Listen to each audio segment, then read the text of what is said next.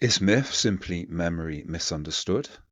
Before the world was mapped, before science named a single star, the sky itself was a theatre of fire, and every culture on Earth agreed on what they saw.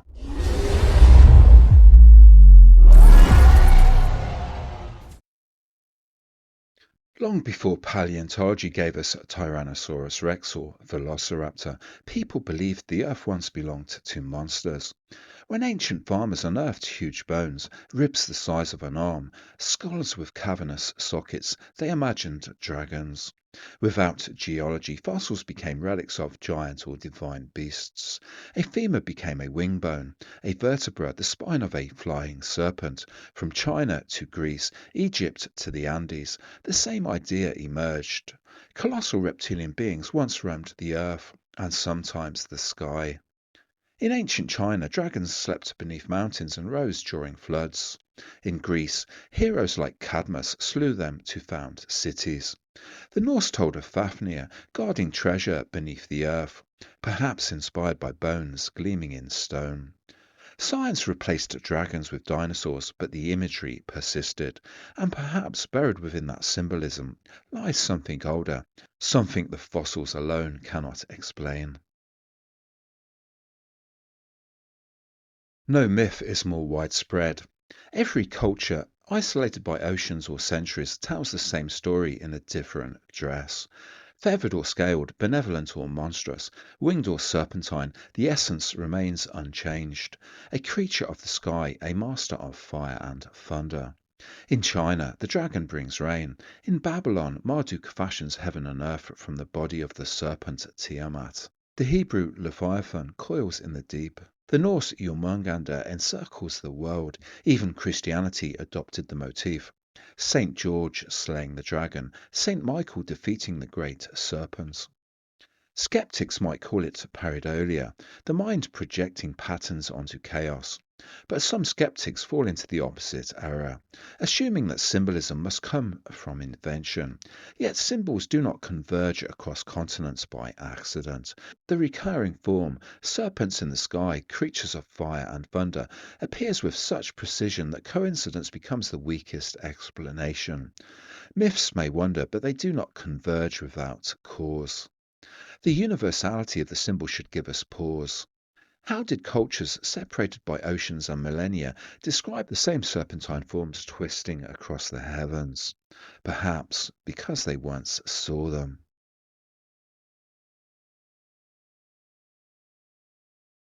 To the ancients, the heavens were not silent. They rippled, flared, and roared with electric life. Plasma, the fourth state of matter, shaped curtains of light and streaming tendrils dancing from pole to pole. In intense auroral storms, plasma filaments rise like living beings. They twist and coil under electromagnetic forces. In laboratories, physicists have recreated such forms, luminous vortices resembling serpents, dragons, and even humanoid figures. It was this lifelike behaviour that led Irving Langmuir to name it plasma. It behaved like the vital fluid of life. Imagine our ancestors witnessing vast, sky-spanning curtains of light twisting into shapes like celestial dragons. What we call auroras, they called gods. Electric currents flow through space in structured filaments. Birkeland currents, named after the famous Norwegian scientist Christian Birkeland, who first demonstrated the electrical nature of auroras with his famous Terrella experiments. Today, we know these cosmic currents thread through the solar system, linking planets and stars in vast electrical circuits. Under certain conditions, they twist into helical pairs, double filaments spiraling like DNA or like twin serpents entwined. In the 1980s, Dr. Anthony Peratt at Los Alamos made a remarkable discovery. High-energy plasma discharges in his simulations produced luminous columnar forms identical to petroglyphs carved thousands of years ago. Figures long dismissed as primitive doodles turned out to be accurate depictions of plasma instabilities witnessed in the sky, not just in artistic form, but in their locations, orientations, and distribution across ancient sites. Pratt concluded, quote, "The recurring petroglyph patterns are reproductions of plasma phenomena in space," end quote. When comparative mythologist David Talbott first showed these symbols to Peratt during a chance meeting, Peratt was stunned. In his words, he had never seen anything similar, quote, outside a classified environment. The implication is clear and hard to ignore. The ancient artists were almost certainly recording not imagination but observation. If the sky was a scroll, lightning was the script and the dragon was the signature. Could Earth have once passed through a denser plasma environment during a period of planetary instability or a solar outburst far beyond modern experience? The plasma universe model proposes that planetary orbits, electric potentials, and magnetic environments have not always been stable. In ages of heightened solar activity or near planetary encounters, colossal auroral discharges may have filled the sky. These would not have resembled the gentle northern lights we know today. They would have appeared as writhing serpents, blazing ropes, and crowned dragons breathing lightning. Myths around the world describe exactly such forms: the serpent in the heavens, the flaming sword, the pillars of fire. Even the biblical pillar of cloud by day and fire by night fits the behaviour of a towering plasma column.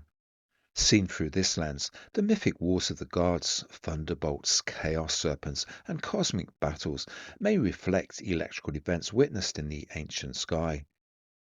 Modern catastrophists often speculate about earth-shaking events in deep antiquity, but most take only baby steps. Very few address the role of plasma and electromagnetism in shaping those events. One high-profile exception is geologist Robert Schoch, who acknowledges that petroglyph patterns worldwide echo the plasma instabilities Peratt has reproduced in the laboratory.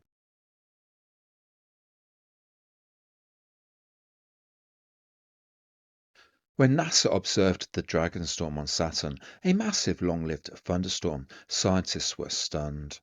Lightning on that scale wasn't expected, let alone in megaton discharges. And yet such storms had been predicted decades earlier by plasma and electric universe theorists. If planetary lightning can persist on Saturn, is it so impossible that Earth once endured similar electrical tempests? A sky alive with discharge would have burned unforgettable images into human memory: glowing tendrils, coiling vortices, dragon shapes across the heavens. Over time, those memories became myths. What they saw was electrical, what they remembered was alive. The dragon symbolizes energy, creative and destructive. In China, it brings rain. In Mesopotamia, it births the cosmos. In the West, it must be slain to restore balance. The Ouroboros, the serpent devouring its tail, is the perfect plasma emblem, a closed electrical circuit recycling energy. Likewise, Quetzalcoatl, the feathered serpent, descends from the heavens in fire and returns in light, a plasma discharge in mythic dress. The dragon's dual nature mirrors electricity itself, the force that gives life and the force that destroys. Mythologist Rens van der Sluis, who accompanied Anthony Peratt on several surveys of global petroglyph sites, has argued that the Ouroboros has a specific historical origin no later than the 5th or 4th millennium BCE, and was ultimately based on independent global observations of an intensified aurora with characteristics unlike anything familiar today. Specifically, the Ouroboros may have represented the auroral oval seen as a whole at a time when it was smaller and located far closer to the equator. In a recent book, Tock Thompson and Gregory Schremp cautiously suggest that this idea may, quote, mark a bold new interdisciplinary venture made possible by modern science. Renz himself puts it like this. Quote, throughout human history, people have personified and mythologized the aurora. If a geomagnetic excursion had occurred within human memory, they could have observed spectacular transformations of the lights, even at low latitudes, and enshrined these in myths, monuments, images, and rituals. End quote. Some archaeologists say dragon myths came from dinosaur fossils, but fossils cannot explain flight, fire, light, or the global coherence of the symbol. Carl Jung proposed a universal archetype, yet even he admitted, quote, in the last analysis it is impossible to say what they refer to. Perhaps the missing element was simply this: the ancients were describing plasma phenomena we no longer see. Myth, art, and religion may not be superstition, but record, the collective memory of a sky transformed. The Thunderbolt steers the universe, wrote Heraclitus. 2.5 millennia later, Hannes Alfvén echoed him. Quote, gravitational systems are the ashes of prior electrical systems. End quote. Lightning dances in storms, in neurons, and in galaxies alike. The same forces that shape auroras sculpt spiral galaxies, cosmic dragons breathing electromagnetic fire across the void. When we rediscover plasma as the organizing principle of the cosmos, the dragon is reborn, not as myth, but as a metaphor for a living, connected universe. To say dragon is to speak a fragment of ancient cosmology. The Greek drakon means the one who sees clearly, a lightning-eyed sentinel. The English wyvern comes from the Old French vivere, from Latin vipera, viper, serpent, the winding one.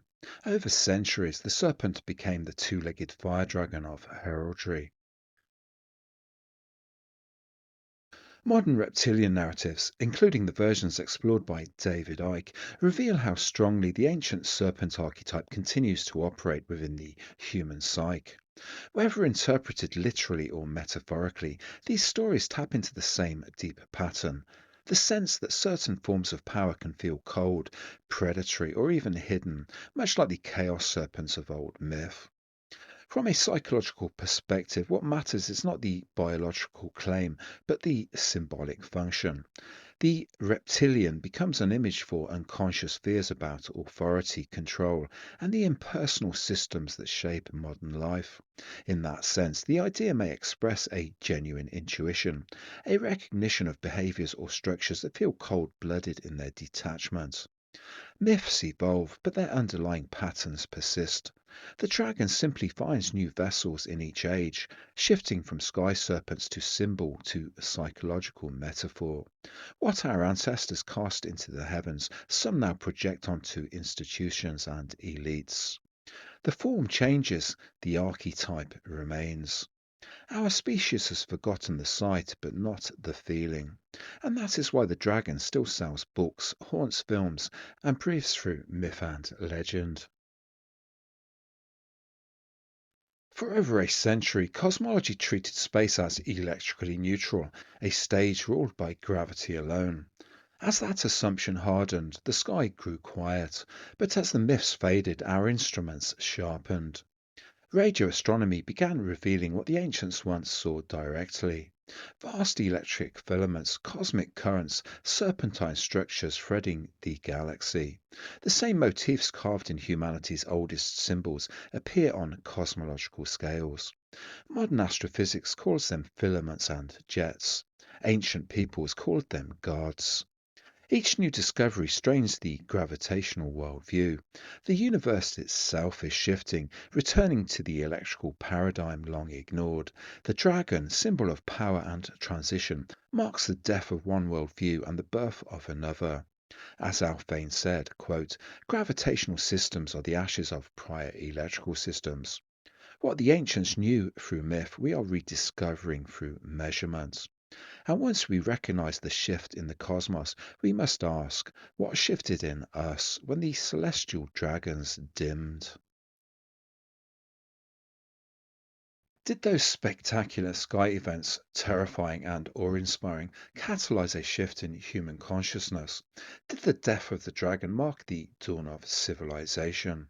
Perhaps. Science and myth are not opposites but reflections, two languages describing one reality.